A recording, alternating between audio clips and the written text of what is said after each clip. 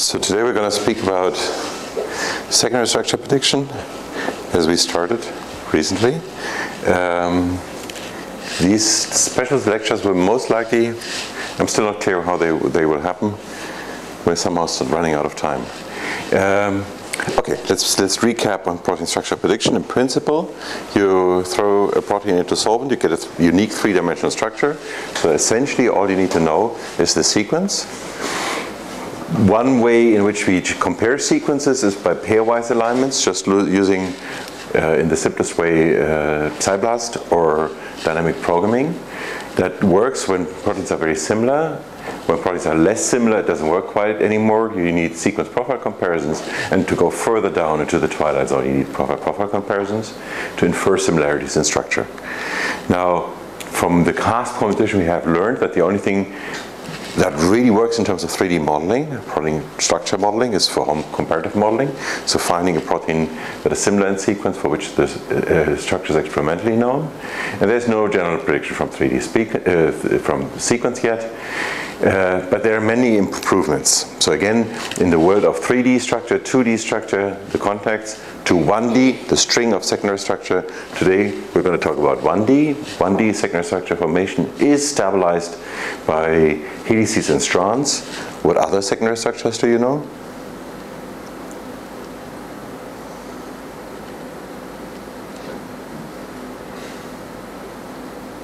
So if somebody were to tell you, in the world of proteins, these are the only two types of secondary structure that exist. Regular secondary structure. Is that true? This is biology. There's always an exception, right? Tell me what the exception here is. Or is there any? Have you ever seen anything else?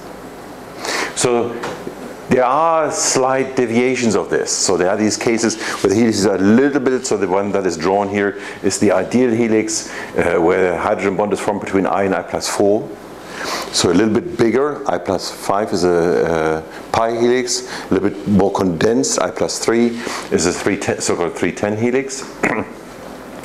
And that simply comes from the 3 over 10 residues. You have 3 hydrogen bonds. So typically strands are connected in sheets. For instance, this one here, this would be the antiparallel sheet. So 3 strands form sheets. But then sometimes you have this situation where you just have a tiny loop that still has a hydrogen bond formation here. And this sort of is the edgy idea of a beta strand or beta sheet. It's not quite a sheet because you don't have another bond here, but this sometimes is. But other than that, essentially, this explains the whole universe. This is not trivial. This was not expected. In fact, there were different ways. As you may remember, I told you that Linus Pauling, who came up with this model of explaining alpha helices and beta strands in 51, before any structure was ever seen. It was a remarkable achievement here, this paper. He did also come up with other possible secondary structures, but we still haven't observed. And it's not a priori clear why one and not the other. Okay, but this is essentially what determines the world of protein structures. Why do you believe the secondary structure is formed at all? Why do proteins need secondary? It's great to predict secondary structure because they form motifs, we recognize things, we find our ways looking at structures, but most likely they have not been formed to be recognizable by us. So what's the theme? Any idea? Why are they there? What do they help?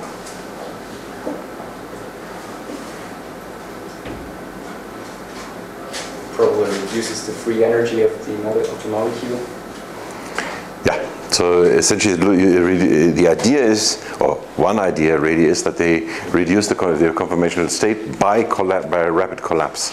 And in fact, so you wind off, one idea is that sort of the natural thing to form is a helix, and the beta strand comes only by an unwinding helix that sort of hooks up by strands coming together, or by simple regular strands not unwinding of a helix. But the idea really is this: there's a rapid collapse, so you have the stretch out chain, and something happens immediately, and And that is already at that moment when secondary structure forms. This is in fact what we see in simulation. This is what there's enough experimental evidence that this happens. But quite clearly the model is still not captured. Why can we not just write down the energy function for this? And exactly ask, is that true what you say? It's a very simple idea that you have. Why not test it?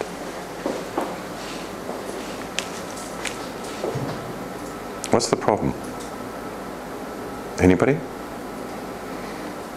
So if secondary structure formation helps in free energy or with energetic aspects, why not just go and see how the energy would be without that secondary structure? Well, you could. And you could see how, in fact, the energy changes when helices slowly unwind. And you can, by that, actually explain melting temperatures.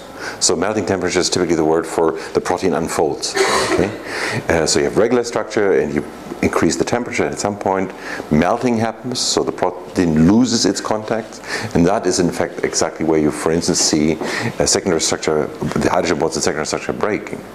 Now, the problem, however, is we do not have an energy that allows us to fold proteins from scratch.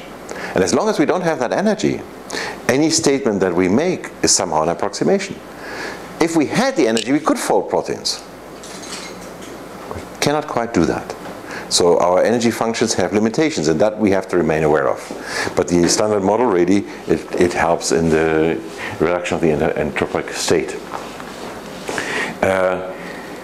Problem and background. So again, I briefly mentioned that. The word secondary structure often is misunderstood to mean 2D prediction.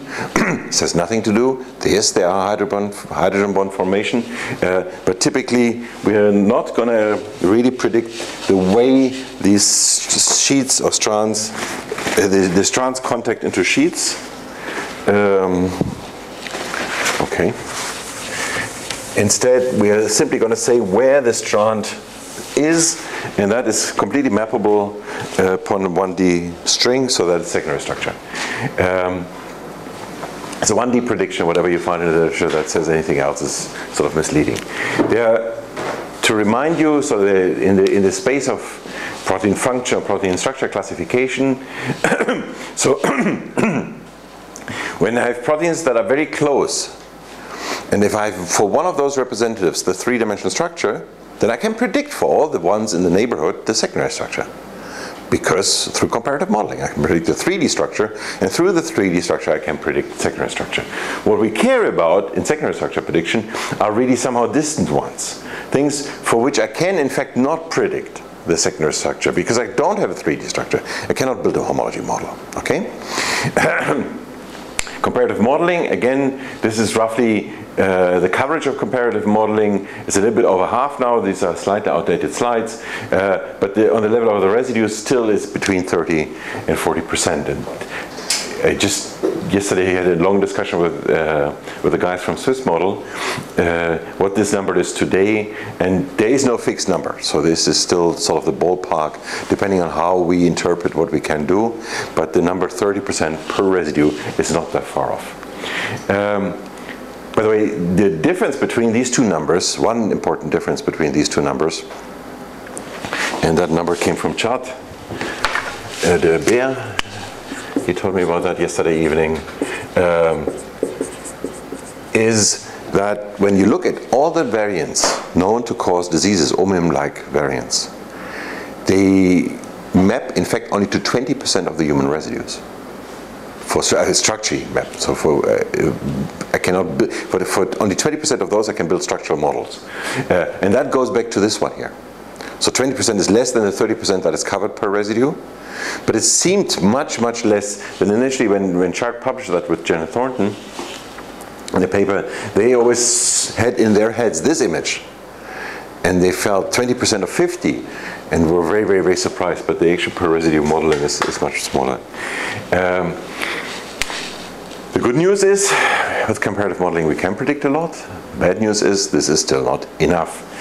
For most of the proteins, comparative modeling cannot be applied. For most of the residues, it cannot be applied.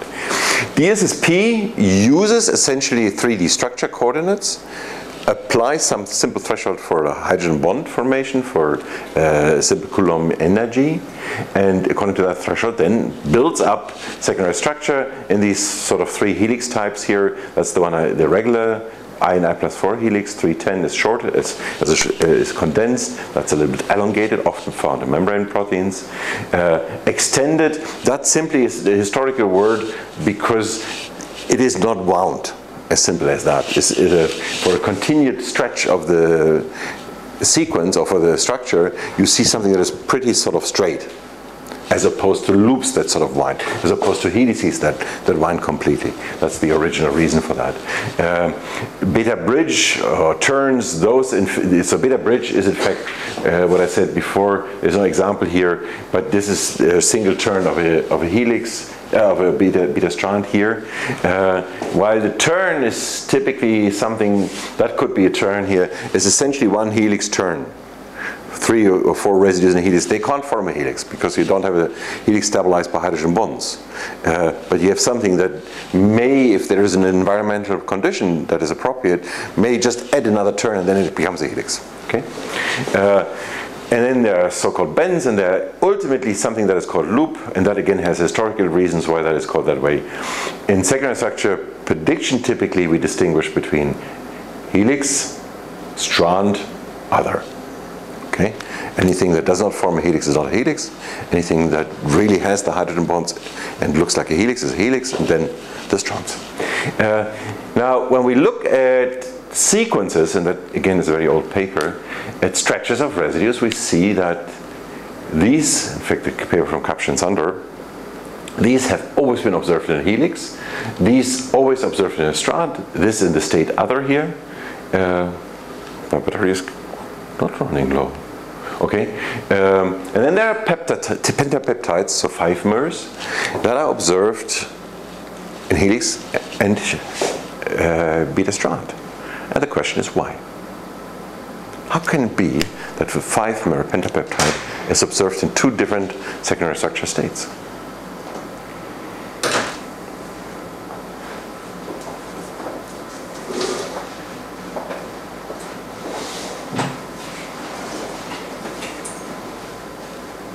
Anybody? Hey, I'm not going to give it all to Gregor. I'm saying that because you seem to be preparing an answer again. Anybody? No? How could it be? Is it trivial? No, it's not trivial. So what could you imagine? How could it be that the same 5-mer somewhere is a beta strand and somewhere else is a helix? What determines whether you form a beta strand? You have to have somehow, when you look at the 5 here, you need to have a partner that you can pair up to, right? So the partner has to be there. So it could be that in some environment you actually have the partner around, and in another environment you don't. And that 5 residues simply are too short. So looking at this early paper again, so the cases here that are unique, in fact, except for this one here, in all of these cases, they're much longer. So maybe at some point the mer, so the pentamer 5, is too short to clearly sort them into these 2 bins, at least for some of them. And in fact, as it turned out, 4 clearly is too short. Those days, when they did that in 85, those data were right, but today actually we see this in other conformations too. So now getting back to essentially using the hydrogen bond pattern, there's another point that has to do with this effect, which is that the hydrogen bond formation in the helix is obviously local. So I in I+4, if you look at a window of 5, you have the hydrogen bond former in there. While for the beta strand, that typically is not the case. Typically, the beta strand residue here is far apart the binding hydrogen bond formation. So you don't really see the preference for the bonding in the local pattern clearly. Now, simple solution to the secondary structure prediction method. So the simplest one really take known structures, find the longest consecutive runs of motifs that only occur in one of those 3 states, right? What's the problem with that? We discussed that already a little bit on last Tuesday. So what I'm going to do is very much in the idea of what I had before. I'm going to find long stretches, polypeptides, that have only been observed in a helix, and long stretches that are only observed in beta strand and in other state. And then I'm going to simply use that to predict whenever I find that stretch, I say helix. Whenever I find that stretch, I say strand. Whenever I find that stretch, I say this is other. What's wrong with that? Or what could be the problem of that method?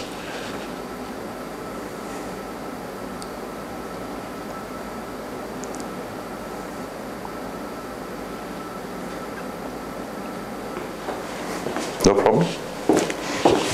So this is not the standard way of doing it. Why not?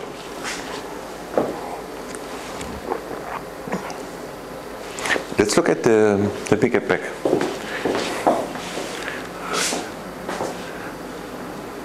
Let's just look at any stretch in here. This one here, for instance. What type of problem could happen?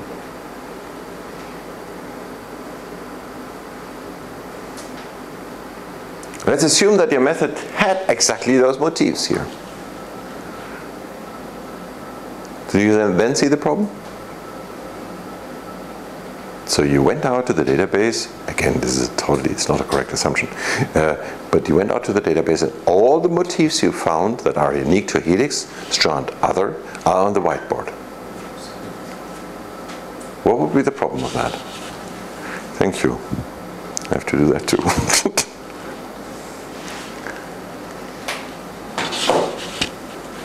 Still not clear? Where have I lost you? Before I came into the room? You don't find that. You're not, I mean, imagine your next sequence that you start with, and all you can do to predict secondary structure is to see whether that one is there, that one is there, that one is there, and that one is there. And this is, for most of the residues, most of the proteins, you will not have a prediction. So this may be accurate, but it is very, very low coverage. It's almost never applicable. Is that clear? Was that too trivial? Can I have any reaction? Oh, okay, laugh. Okay. I need help, guys. Okay, the first prediction method actually was much simpler. And that was done by Szent-Györgyi.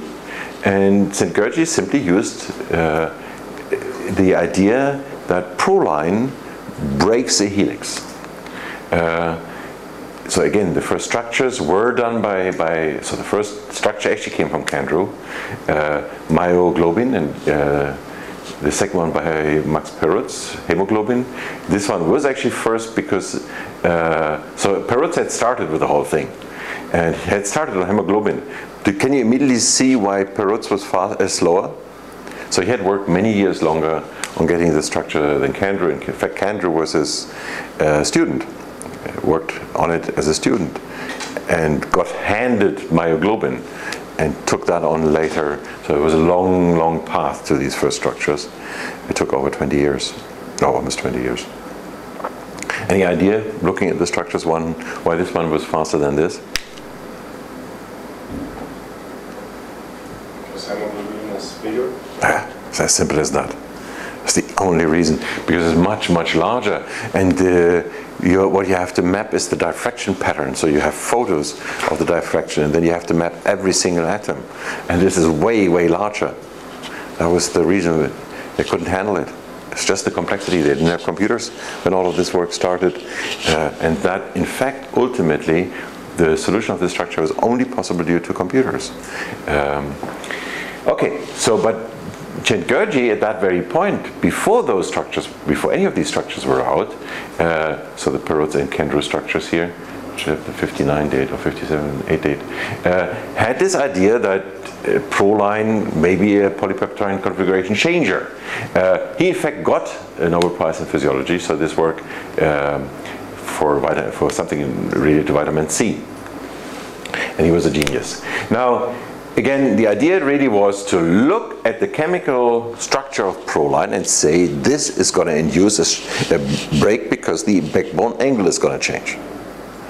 If I induce a break then that may be exactly sort of the end of a helix kind of prediction.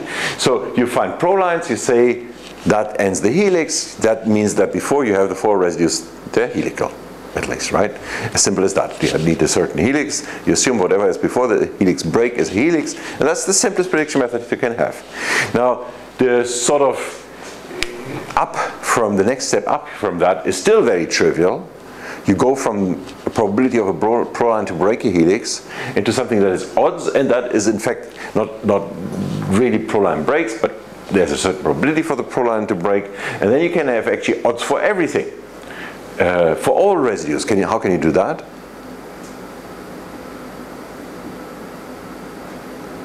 How can you derive a log odds matrix that tells you what's the probability of a particular amino acid to be in either of the 3 secondary structure states?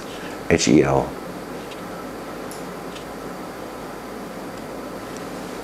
Count occurrences and known structure and sequences, and yes. then you calculate the log odds. Yes, exactly. So you essentially go into your sequence, you count how often do you see each of these states, and you build a log odds matrix. And that, in fact, is exactly, so there are 2 names for that, Schell-Fassmann and Gore, G-O-R, for, it came from Barry Robson first, but later Garnier, Jean Garnier, David Oscarthorpe, and Barry Robson here. And after the 3 initials here, G-O-R, this is the Gore method.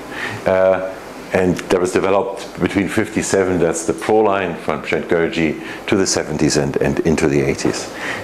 Ultimately, again, what they do is for every single residue, they compile probability that this is one of the secondary structure states, and they take the one with the highest probability. Now, the first question here, if we want to assess a method, is where do we get the real structures from? And well, we take secondary structure, but where would you get secondary structure from? In the olden days, first the people did it by visual assigning secondary structure. So I talked about a method from 57, I talked about a method from the 70s. DSSP was published in 86, right? 83, sorry. And again, so the major 2 players behind DSSP are Chrysander, a giant in the field here, with 5 years ago. He had over 7,700 papers. By the way, he's now at Harvard, Dana-Farber. And looking at DSSP assignments, so it would seem that the accuracy of these simple methods is about 50 to 55%. 50 to 55%, how do you measure secondary structure prediction performance? Well, the simplest one simply is you have this observed string here, and you have a predicted string, and you simply ask for every single residue, do you get it right? Do you get it, so 1, 2, 3, 4 right, and then whatever, 5, 6, and then you count how many right do you have in all. It's called, we refer to this as Q3, simply because it's a 3-state accuracy.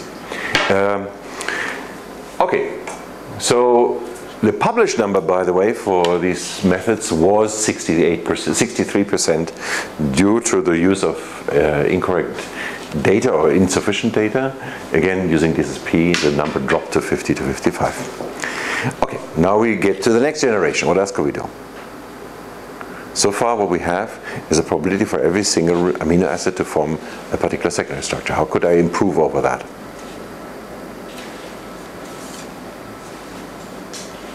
Look also at the surrounding. Exactly.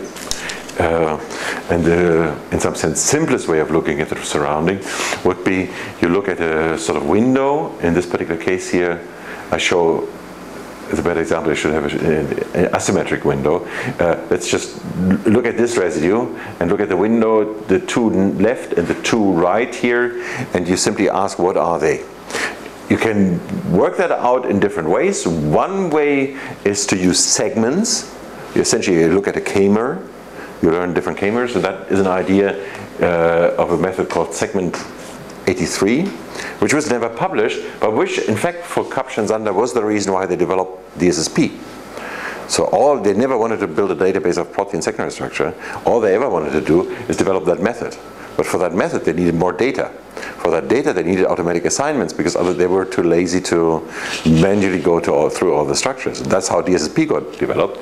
This one never got published, and DSSP got very, very big. It's quoted more than 4,000 times. This is so much about planning your successful publications. This is a total loser kind of winner's story. Anyway, the GOR3 method is in fact exactly using this idea of combining conditional probabilities. The math underneath is not that trivial, and a lot of that goes back to Barry Robson here, of the second generation methods that have been developed from the sort of 83 to 92. And again, essentially, you compile the conditional probability that given this is an alanine, given the background residues of all the environment. The prediction accuracy for these reaches sort of 55 to 60 on a Q3 model. And then essentially we get into almost 10 years here where people try almost everything they can, and they never push it much more than that, those numbers. So this brings us, the first problem really of these predictions is not 100%. And there have been publications where people said that the maximal performance is 65%. So that's the next question to you. How can you establish that 65% is the top number you can ever reach? Well, I asked two different questions, and you choose whichever you want to answer.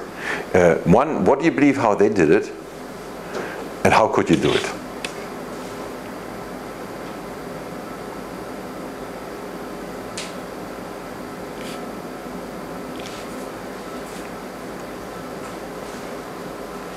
So, yeah?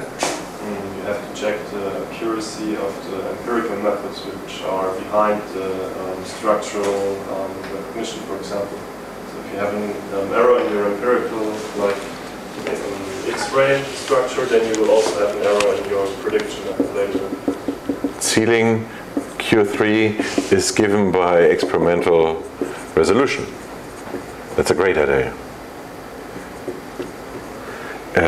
A slightly lower ceiling would still be defined as ceiling. I said when you can predict 3D structure through comparative modeling, you don't need to predict secondary structure. You have the 3D structure, that's all you need. And this is another ceiling. So if I have comparative models and read off the secondary structure of the model, what's the accuracy I reach here? That's another way of combining the ceiling. Yes, that would be a great way of doing it. This is not what they did.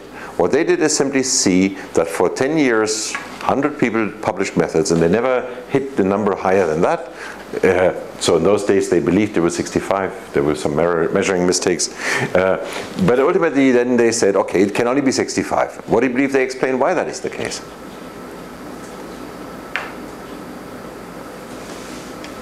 Don't laugh. This is not stupid.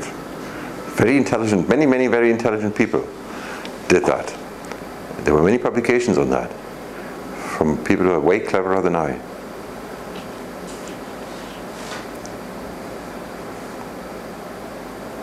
So I'm saying that because I proved this wrong. It's a wrong statement, but I just did it by not by arguing, but just dumb luck. Whatever. What do you believe the reason is why they argued this way? Well, the reason is they said, okay, secondary structure formation, this was not the way they argued. They argued secondary structure formation is only determined to some extent by local interactions. So even if I look at my window of 7 consecutive residues or whatever it is, I still do not get the global interactions. Secondary structure determination is only to some extent local. And that exactly is what I capture, not more than that. And in fact, there was another observation when they looked at how well our strands predicted, they found out this is about 40%. 40% is not that far away from random. From the again, it's a 3-state prediction. So of the 33% that in a 3-state prediction each state would have. And again, the argument was simply because strand is so poorly predicted because the formation of strand is much less local. And voila, that's exactly sort of the round story. By the way, there was another problem here, and that problem I refer to as the problem of short segments. I show it in this particular example here. A typical prediction method would have this as a prediction for that observation here. And the problem with that is you have several examples here where you have both helix and strand predictions, and you're not quite right. Does it mean that in fact that is a long helix? Or does it mean this is a long strand? Either of them wrong, both of them wrong? Does it mean that the E here is simply wrong and the rest is a helix? And in a lot of short predictions, you do not know, are these sort of mistakes or are these really elements? In this particular case, what you see is that many of the E's, of the short E's, actually somehow hit some place where there is something observed like that. This is not true for the H. It is true for the H here. By the way, I have to change that. So this really is a 310 helix that has been completely captured correctly here. And that most likely users would remove. Okay, so let's briefly get into the idea of neural networks. Neural networks are very simple machines that have an input and an output and a connection between units. The next step is simply you do a vector multiplication, so you multiply the input vector with a vector of the connections. And then you apply some sigmoid function, such as the parabolic tangents shown here, but it could be the E function, where when this product here has a very high level, bless you, you switch to 1. When it's a very negative, high negative number, you switch to 0. And some differentiable function in between. The way this works, if you started with an example such as 1 and 0, here, in order to map now a particular output to a given input, and that means training, so you have particular inputs and you know what you want as an output. You want to learn the examples. You want to learn the classification that this is black and this is light or white. Now what you have is for every random connection you get an error. So the network has an output, there's an output that you want, you square the thing to be sign independent and call that the error. And then what you do in this error landscape here, the error is a function of the connections, so the only thing you can change is not the input. The input is given. Those, you want to map these samples to either the dark or the white ones, or the green or red or whatever. So what you can change are the connections. And in the space of all the connections you have some error function, and you want to reduce this error function. The simplest way to reduce the error function is you do a gradient descent and allow somehow uphill moves to not be trapped in local minima. And that essentially is the way it works. What you can do is you can essentially, by this, in a simple example that I show, you can introduce lines and you can classify these two types of points. What you can, and all of these are different lines because it's a stochastic process. None of them is typically defined as better because all of these lines have 0 error for the examples that you have shown to the system, right? Now in this particular case here, you cannot introduce a single line that classifies these points correctly. Is that true? You can use a kernel maybe and choose a new dimension, and then it's maybe separable in a higher dimension. That's true. That's true, and essentially, but yes, but I meant a single line. So here's the single line with which you can do it. Let me get back to your kernel in a minute. You can do it with 2 lines. In the language of the neural network, what you do, essentially you blow up the space, you have a hidden layer, and this hidden layer in some sense allows you to have a set of lines. Now, it is not like, now you have a third layer and you have a third line. This is not at all what it is. Now we get into the dimensionality of the problem. In this particular case, the dimensionality of the problem is defined by the number of connections. The simplest way of saying it is that we have a dimensionality of 4 here. But again, so the more we blow up our hidden layer, the higher dimensional space we get. And that exactly, in some sense, is the corresponding one to the SVM kernel function. So by introducing many hidden units, you blow up the input, the samples, into high dimensional space, and you try to find a hyperplane in this high dimensional space. How big this space is depends on your problem. The more complex the problem, the larger the space has to be. The larger the space, the more likely you're going to overfit your data to. now back to the simplest idea of the neural network. The way it works is exactly the same thing. So you begin with the input times the connection. You sum over the input to, so this inner one here is what comes in from here plus what comes in from here times this times the connection, this times the connection, sum over that, sigmoid function on that. That goes out here, and again you sum up from both of those. Same thing as before, you repeat it again. And again, then you go down by linear descent. That is in the simplest way, the one I showed you before. Okay, just to briefly say that. So the way you change the connection at the time point t+1 is you take the connection at the time point before here, and you see how they change the error. So you just look at any given time point, go downhill, then allow some uphill move. Okay, that gives you essentially two parameters here, the alpha and the epsilon, where the epsilon decides how quickly you jump, and the alpha how much you can go up. In this particular case, how quickly you jump, and then how much you can allow to go up again. And you go up again by looking at the functions that you had in the time set before. So you allow essentially to get back into what used to be better. And that's the way you get over the hill. This is very, very simple. Now, in principle, the idea is that over the training time, so presentation of many examples, many jumps, or many walks, you improve in terms of performance for the training set. And at some other set, such as the testing set here, you do not improve anymore. And the point here, or somewhere here, is where overtraining sets in. So overtraining means essentially you learn by heart. You no longer recognize the principle, but you overtrain. How can that happen? What are reasons why you could overtrain? What could make you overtrain? Any machine learning device. I'm talking about neural networks here.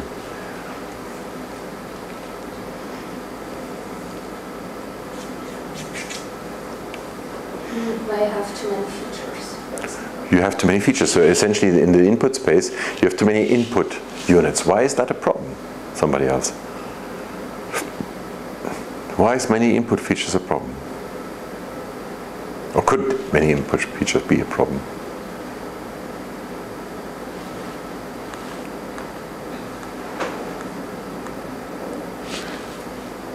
In some sense, back to the simplest example, maybe that's not the best. Do I have another network? No. So why could it be a problem if you blew up this number too much and left everything constant, everything else? What is it that you effectively blow up by that? The number of connections. Exactly. That's the number of parameters through the number of connections, right? So you can blow up the number of free parameters in many ways. One is to simply put more hidden units. One could be to put too much input features in there and simply introduce connections that are more than the data that you have. And now we get to the next point. So the complexity that you can handle, the number of free features you can, has to do with the number of input features that you, no, sorry, number of input samples, but it has also to do with the correlation between the input samples. So if all the input samples were sampled from one place in space, you could still not solve the problem for the entire universe, right? Because you could only use the little space over here. So they must be representative. So the less representative they are, the more complicated the problem is. The less complex they are, the fewer parameters you need. The more complex they are, the more parameters you need. And the data essentially defines whether you have to overfit in order to learn it. So if your data is not enough to learn it, not enough means you either blow up the complexity of the system by increasing the free parameters so much that you overtrain, or you don't train. So what do you typically do in an example like that?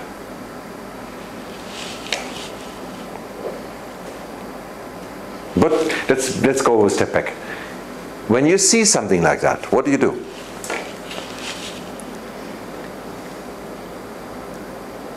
It's simple, yes, that's what I mean. But just say it, please. Michael, no, Jenny, she's smiling to Jade. Okay, yeah, you just stop training at one point and you see that your error increases again. Okay, now, assume you stop at this point. Is that completely kosher? We get back to that in a minute. The one thing that I want to point out here is that this is sort of what be called a toy problem. In real life, and this is exactly for secondary structure prediction here, and the cycle here is that you present all the examples that I had for training once. So this is 10 times all the examples. Now what you see is that the training performance, so we start at 60% here. The training goes really up there. And you do see that there is somehow an optimum in the testing. So there is a highest point. It's a bit debatable whether it's this one or that one here. But maybe you could even argue that this is almost optimum. But it's clearly none of these here. So there are points on this curve that are better than others, but it's nowhere as simple as the toy problem example that I showed you. And this tends to be real life situation. This was a relatively simple example. So in this particular example, then you may not be quite clear whether you stop here or somewhere in between or even here. The advantage of going further is that you do better for anything that is similar to the training data, which may help you. The disadvantage is you risk, the more you go, you risk that you somehow overtrained and you didn't see it in your testing set because, for instance, the testing set was not representative enough. There's a variety of reasons why that can happen. Again, so let's get back to secondary structure prediction. Now, we could also, in fact, apply a simple neural network and ask, can the neural network solve these problems? And what do you believe the answer is? So far, I had this conditional probability and all kinds of methods like that, and they were bound to sort of 55 to 60% accuracy. Now we have a new device, machine learning. Do you believe it improves over these issues, that it gets closer to 100, that beta strands are just a little bit better than random, and the problem of short segments? Who believes I'm going to give you a solution to these, to any of these problems? Are we still using the same assumption that, like the same model? No, nothing changes in the protein structure. So basically, this strand is true, like basically like what you get, like, because we still have the issue that strand is unlocked. Yes, this is exactly correct. So all I'm doing is I'm saying that a machine learning device can sort of try to learn out these problems better than simple statistics. And I see sort of some hands rising in both directions. So by the way, let me just get back to the way it's coded. I explained that before, but let's just get back to this again. So you have 13 in this particular example, 13 consecutive input units, residue 1, 2, 3, and so forth. And the network actually learns to predict what the secondary structure of the central unit is. Each one of these blobs here is for the 20 amino acids, so it's 20 units plus one spacer. The spacer is relevant when you want to predict the secondary structure of the first residue in your protein. Then all, in this particular case, the 6 before it have an on for the spacer unit, the 21st unit, right? So that's the simplest way of coding it, and in fact also the best way of coding it. The result, we have 3 secondary structure units as the output, and the final prediction is whatever unit is the highest. The final result is this.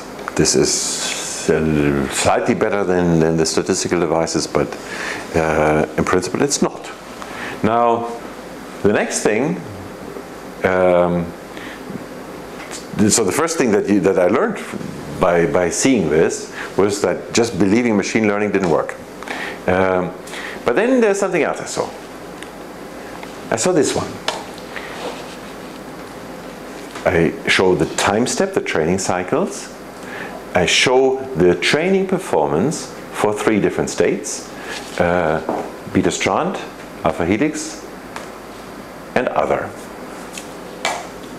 What do you observe?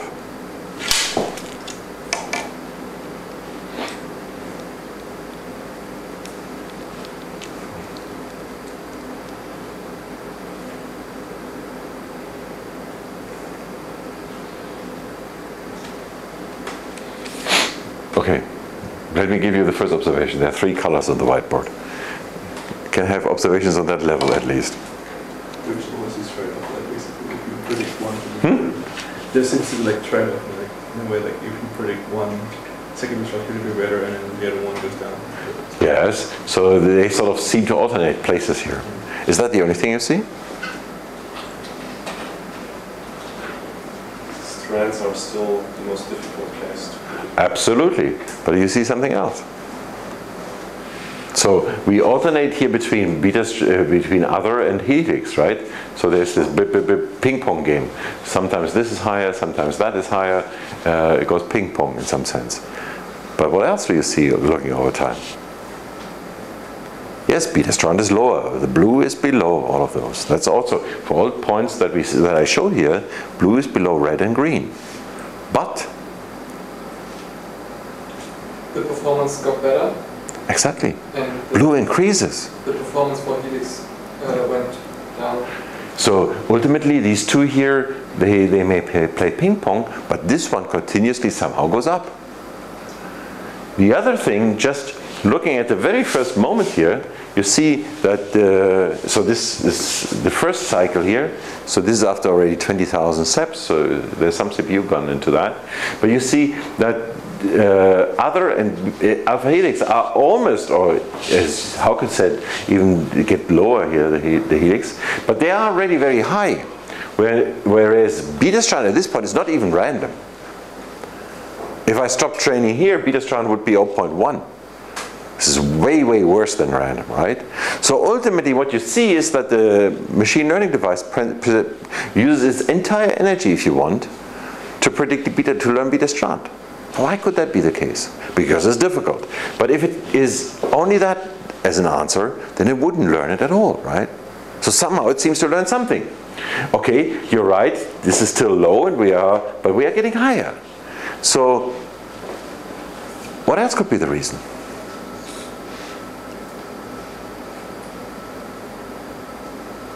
Could you imagine any other reason why beta strand is learned so slowly?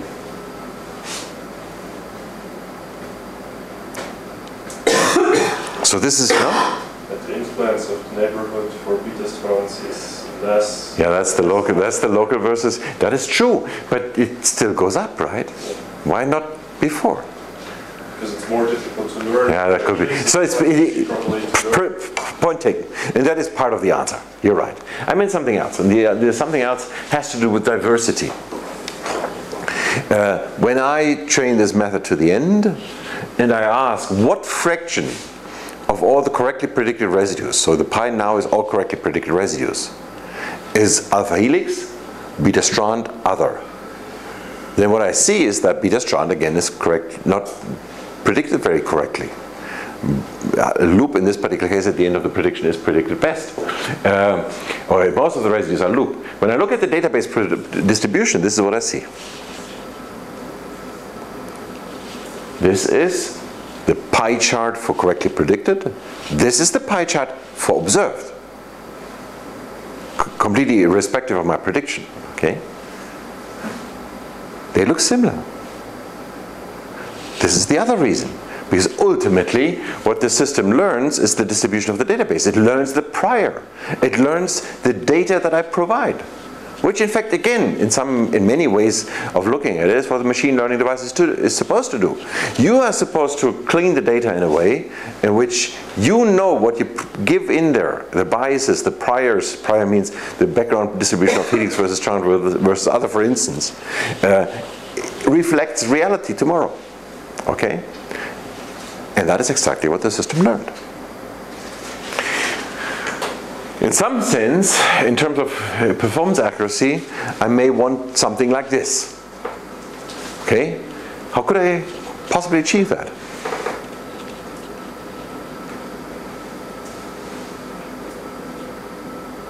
I could try to present them in that very order. So now, instead of sort of summing my error for every single presentation of a sample, I present 3 samples at a time. 1 alpha, 1 beta, 1 other. Which means I completely oversample the strand. because usually they are only 20% there of the time. I present them 33% of the cases. So I overrepresent them. But now I'm going to change my error according to those three equally presenting, balancing out the training. And look at what you see. This is the unbalanced part. And this is the balanced part. So the helix is hidden behind there. Okay? The difference between these two is simply that you overrepresent the strand versus while you're training. Is anything else jumping at you from this side?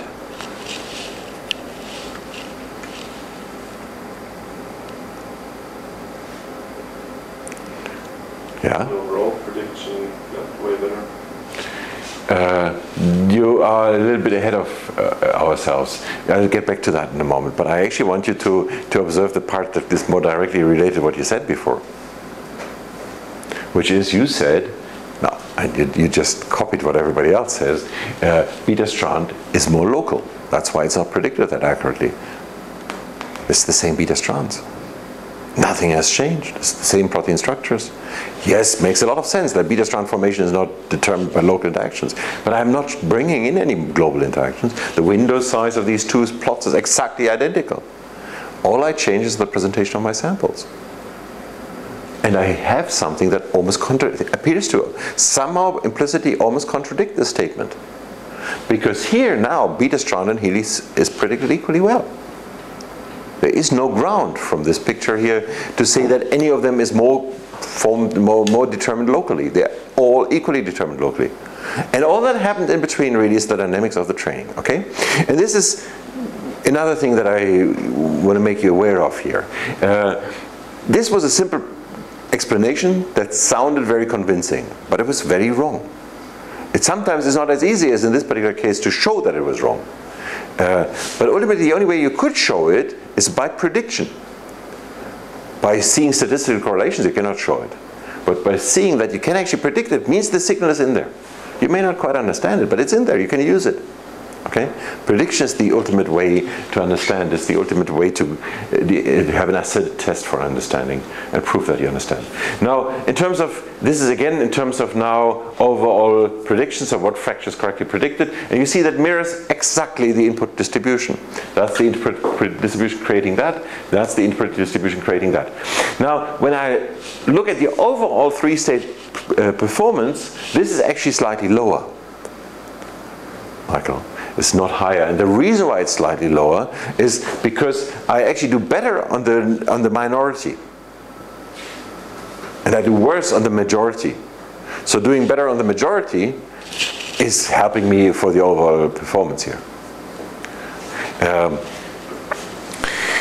So what we learn here is if you don't just dream that machine learning can do it, and you sort of understand your machine learning device or play around with it a little, you can learn a lot. Let's get back to the next issue here. The strand being local is the reason why strand is predicted so low. We can say we could show this is not the case. Not all sort of explanations are right. But let's get to the next issue, the issue here of short segments. And the neural network that I just showed you has this prediction. That's the average strand. So the average strand predicted is 3 residues long. The average strand observed is 5. Helix is 4. Observed is 10 or more. So they are still too short. Okay, the problem now comes from the fact that when I reduce my error, I have to pick samples, and I have to pick samples from different places in a protein or from my data set. If I pick them residue I plus 1, I plus 2, I plus 3, then I introduce correlations that are completely misleading. So this has to be a stochastic process. In training the neural network, you have to get down the minimum in a sort of statistically well-distributed way, meaning not sample the local environment. Local as in terms of sequence local. But that means in particular that at one training time point, you take an example from residue 5 in protein 10, and then at the next time point, you take residue 15 from protein 20 or something like that. You never see that helices have to have a minimal length. Because in consecutive training moments, you just don't see that. The information, how long a helix has to be, is not fed into the system, because the system only predicts one residue at a time. How could you change that?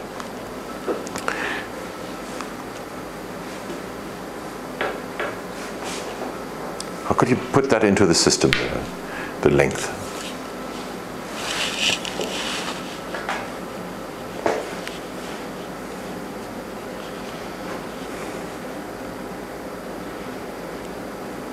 Any idea?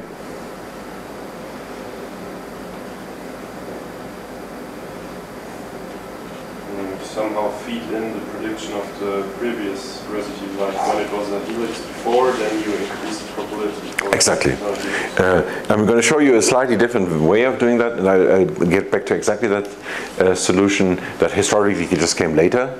This is historically the first solution was this one, where in fact I have two layers of networks. So the first layer is the input to the output, 3 output units here, and then now I have 3 consecutive residues, so 3 consecutive networks shown here, and then a spacer unit here. So I essentially feed what comes out from the first layer network into a second layer network.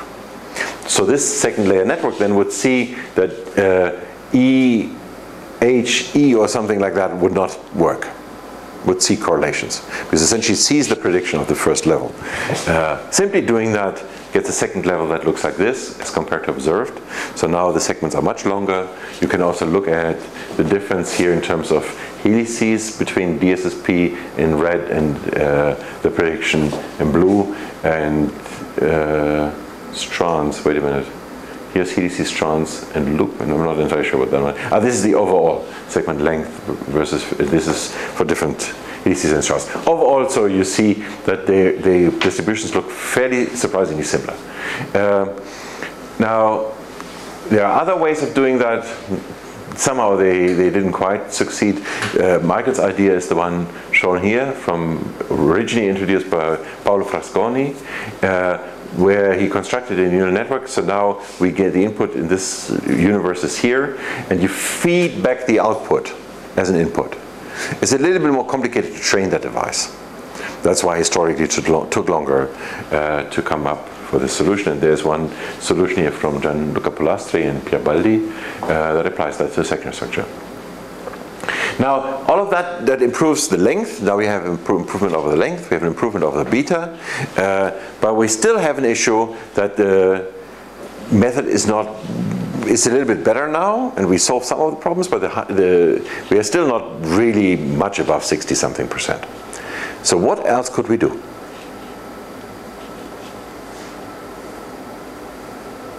What do you believe this third generation methods do? Ultimately, what we want to do is we want to put more data into it. Oops.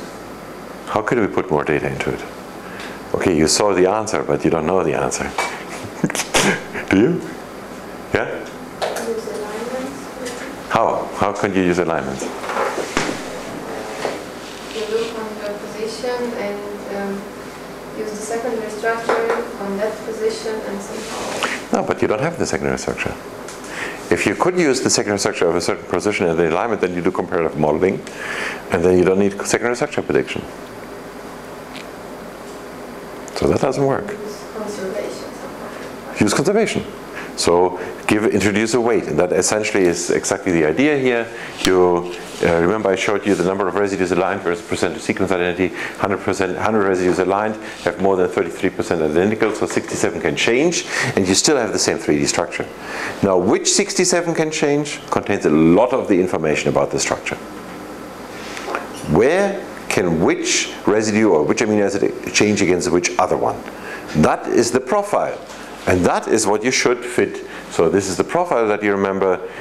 And that profile, so when you look at sort of 4 relatively conserved columns here, they fall, the first one on this side of the, is here, the last one maps here. These are 2 different sides of the same molecule.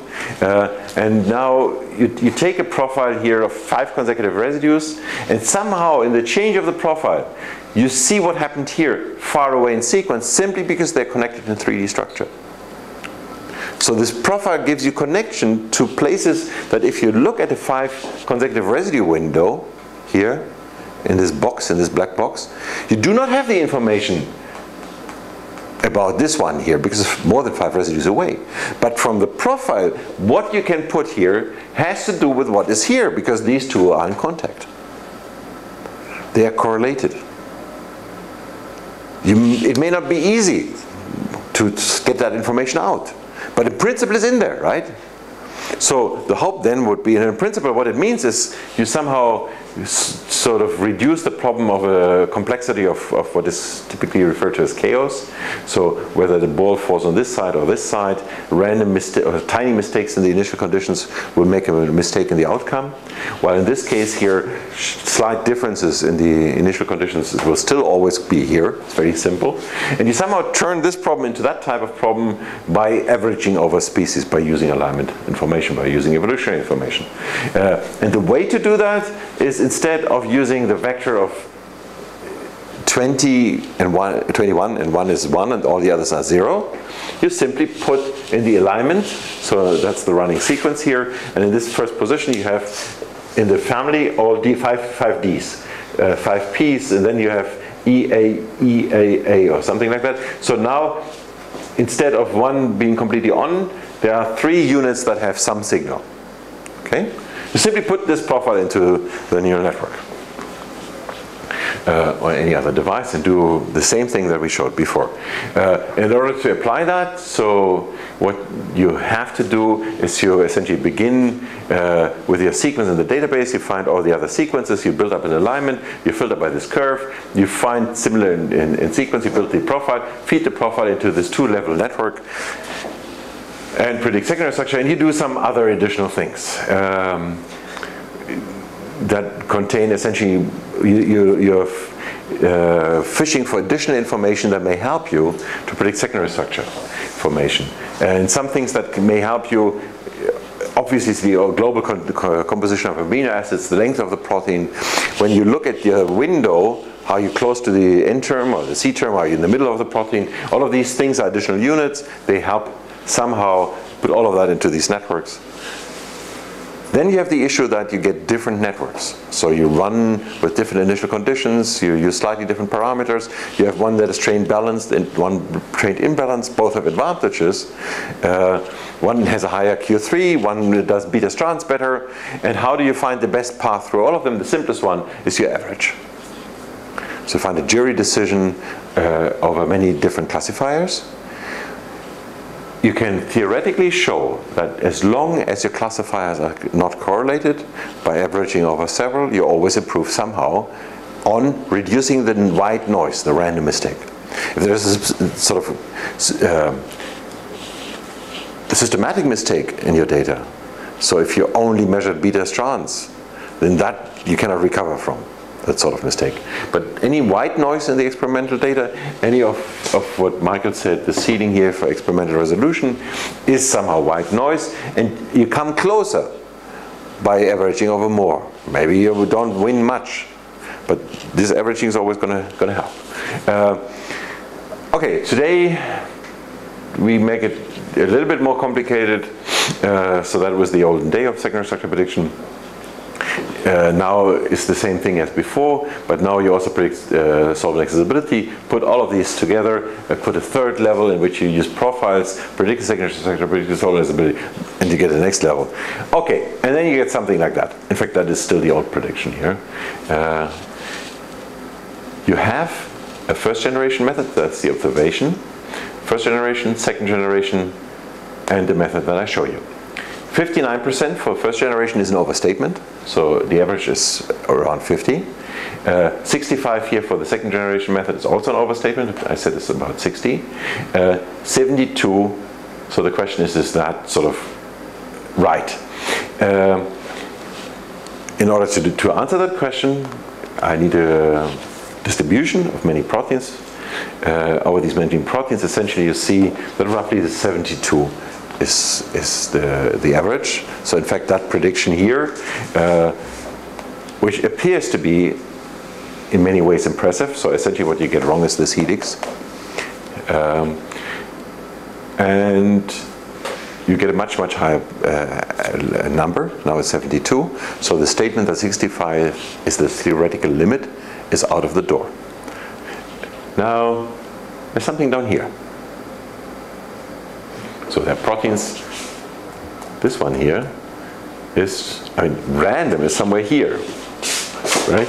So this outstanding method achieves to predict less well than random for a bunch of proteins. How could you fix that?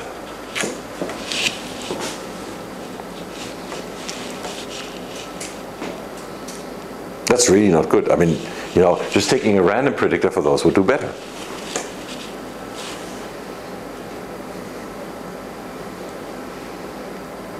Yeah? Are those proteins similar? To one another? Those one? No, they are not. Because the distribution here is a set of protein families, so no pair in here is similar in the typical H value of 0 or psi plus minus 3. So they're not. But what would you have done if they were similar? I'm curious. Somehow curate the method. Oh, I'll flag them. Yeah. Oh, that's a good idea. So in fact, this is a very good idea. So just, yes, thank you, Hauke.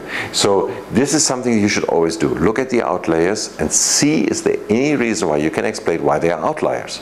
And possibly say, well, okay, my method is not going to work for proteins that have neither helices nor strand, or something like that. Okay? And in this particular case, so one in fact was, I can't remember, one here was a cold shock protein that was all beta, but the lowest one was actually an all alpha protein. Actually, one of them was an experimental mistake. But the question really is, how can you, even if we wouldn't look really at the extreme outliers, but how can you somehow look or identify things that are on that side of the distribution versus that side? Can you differentially treat things that are on that side or that side is my question. Can you think about a way in which you could do that? Yeah?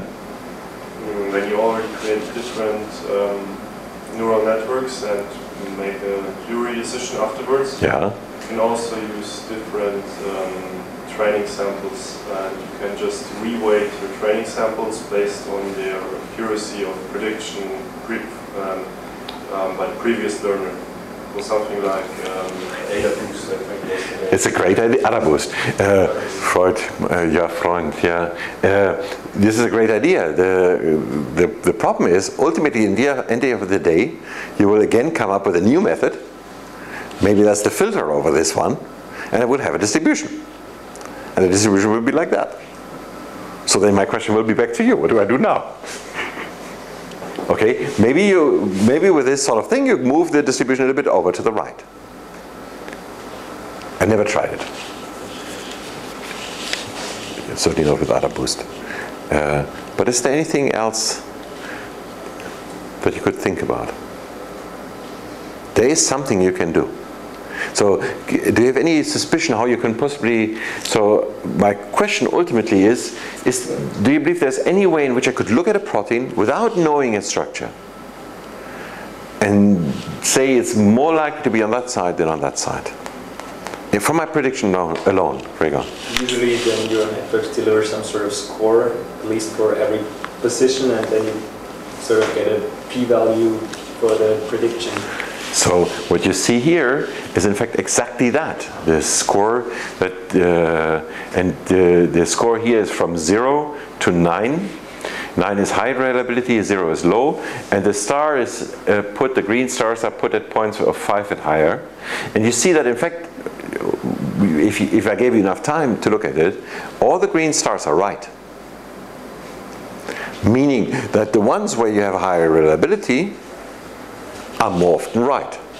So the hope then would be that maybe on these I have fewer high reliability residues than on these. Okay, let's just plot that. That's the average high reliability index per protein, and that is the performance per protein.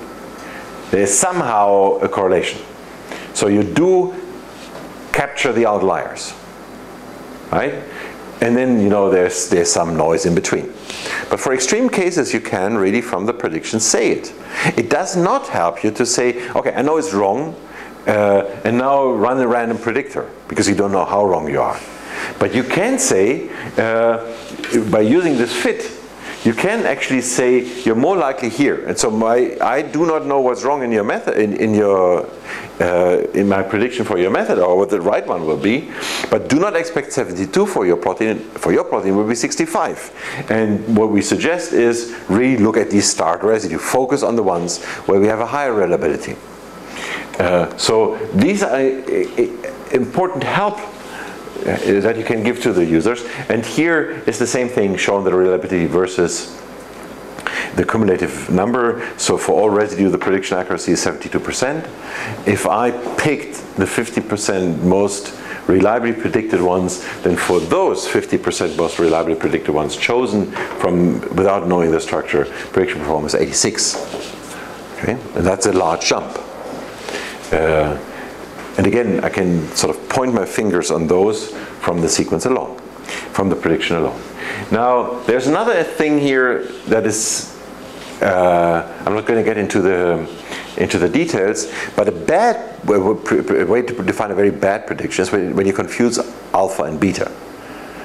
And initially, at least, in order to recognize folds, in order to recognize functional motifs, if you confuse a helix with a beta strand, then you really misrecognize a motif.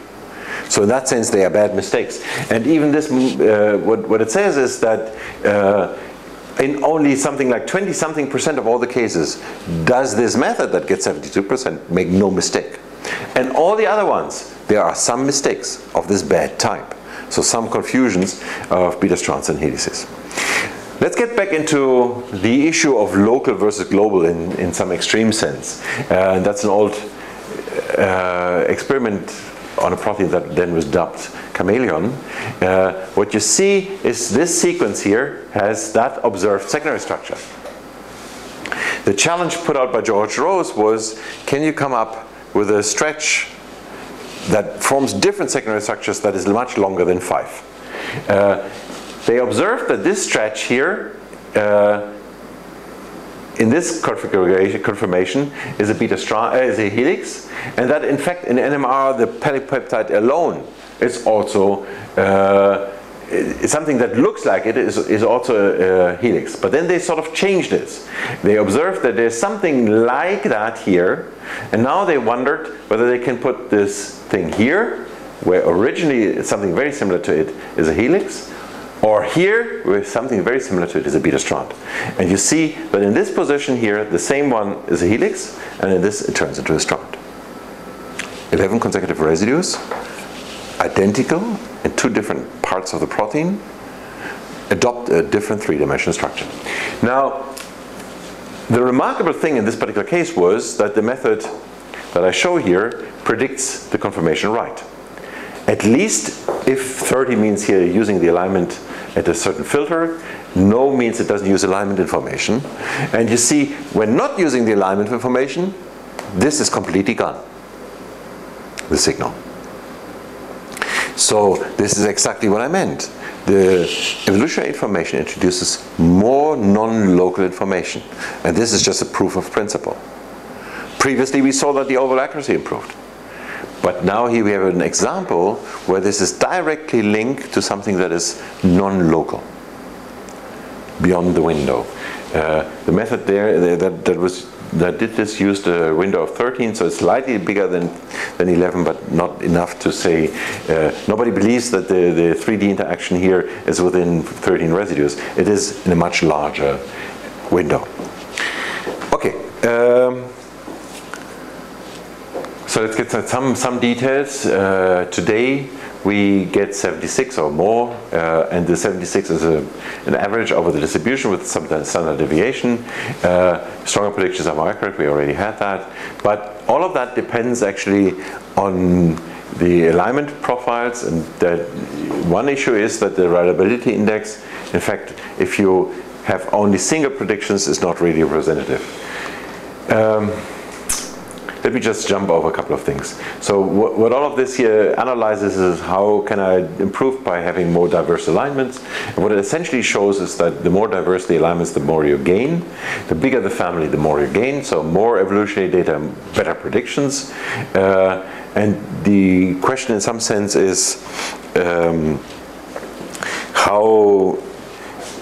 what will be the ceiling, and that in some sense is answered here by experimental resolution plus ceiling from homology modeling, and we believe that the ballpark of 88%, a Q3 around 80% is roughly what the limit will be. And for some big families we have reached that limit. That's why some people say problem solved, but it's not quite true. It's on average certainty. How would we assess performance of secondary structure prediction methods? So the standard of truth is clear. So we have PDB to DSSP and bring a string.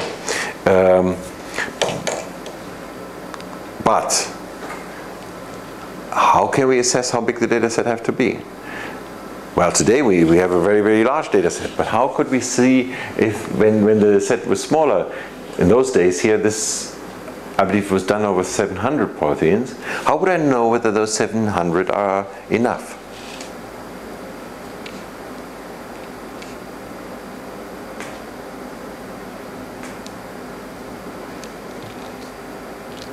Or representative of the universe?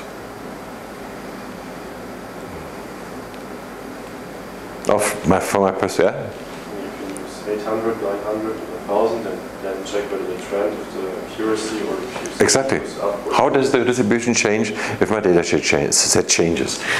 So today, yes, we have today 3,000 or more on this terms of families, so we can easily do it for many, many, many more. Or we could do the same thing only for the very accurate ones. But those days, the way you can do that without creating new experimental data is you take a subset and see how changing that subset changes this distribution. And that gives you somehow an idea how much is enough, how much you have to reduce redundancy. Let's get back into the method comparison again. So, is method 1 better than method 2?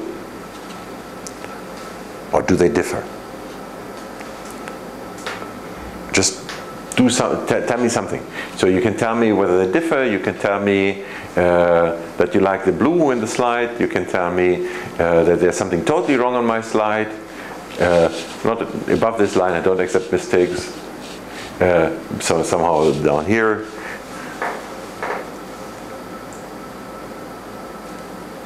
Feedback.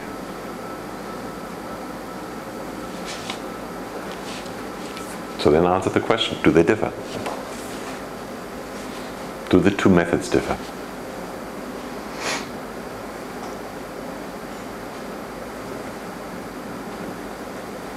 Is that trivial now?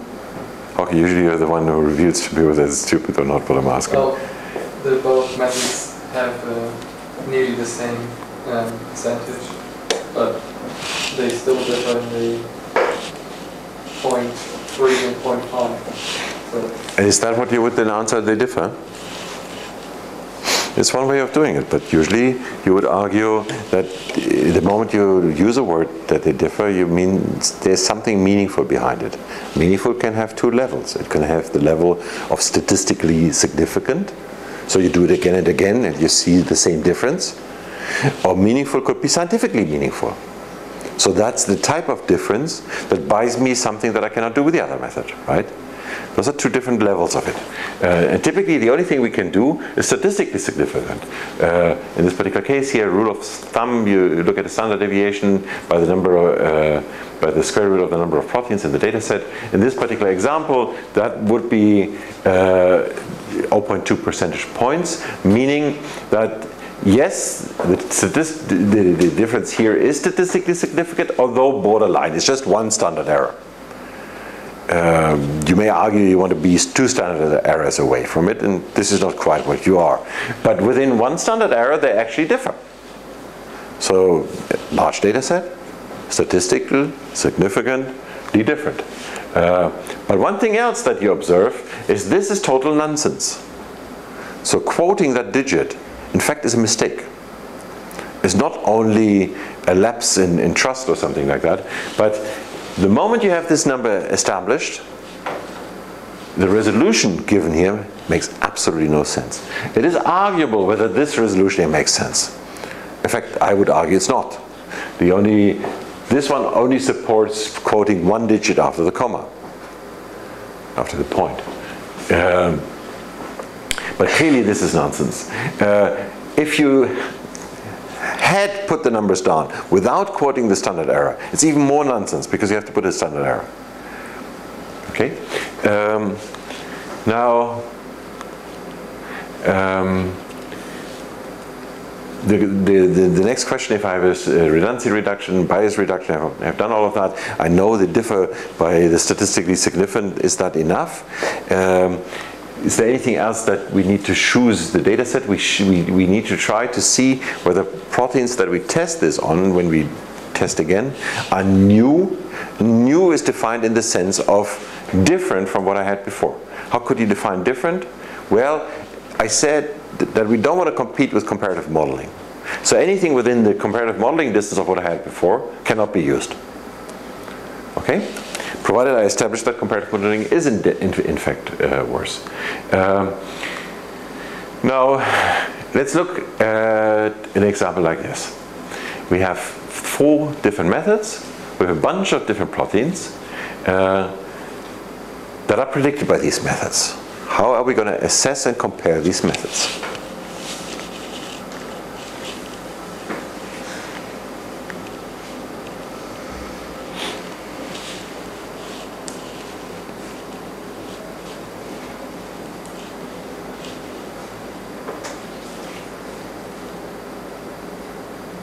You can look at the biggest common subset. Which in this particular case is 2 proteins. Yes. Mm-hmm. Is that what you would do? No. No. No. So what actually most people will do is to look at whatever the numbers give. So they would say method 1 is whatever is the average over those proteins. Method 4 is whatever is the average over those 3 proteins. That is clearly wrong. So looking at the 2 proteins strikes me as already better. But we could do a little bit better. Actually, let's just look at that. And I believe I've shown you that slide before. What you're going to see here is a very complex slide. We're going to we played 2 different experiments. So we repeat random draws on, in this particular case, 7 different methods, secondary structure prediction methods.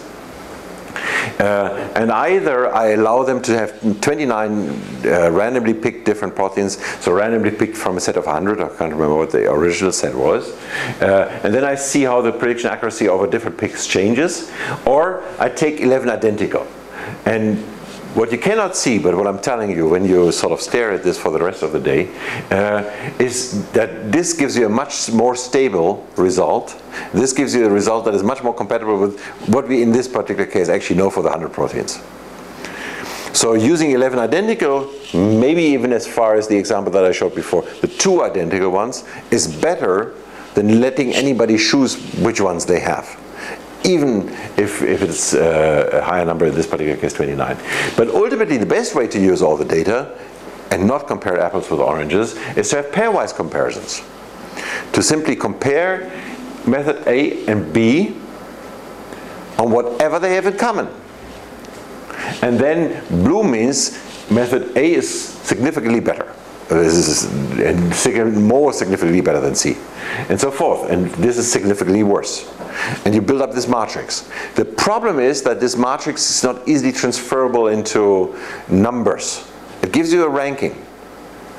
You know what is better and what is worse. But it does not immediately imply only one way to translate it to a ranking. Okay? That's the problem here. That ultimately depends on thresholds here. In this case of blue and dark blue, you already see that I have different thresholds. You could put an absolute number, but then this question comes, what's the standard error? Can you say it within that number? And then things get complicated. But in principle, this is the best approach to doing it. And you can do that using somehow an automated system that tests prediction methods. And I already said that prediction accuracy is much above 76%, and for some proteins, as this one shows here, we hit really the 88%. And I believe I'm going to leave it there. The secondary structure, or 78% is where we are today.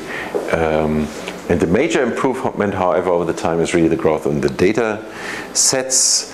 Maybe it's time to work on secondary structural prediction methods again. I don't believe it is really. But maybe we should work more on methods that, like this one here, use secondary structural prediction to do something else.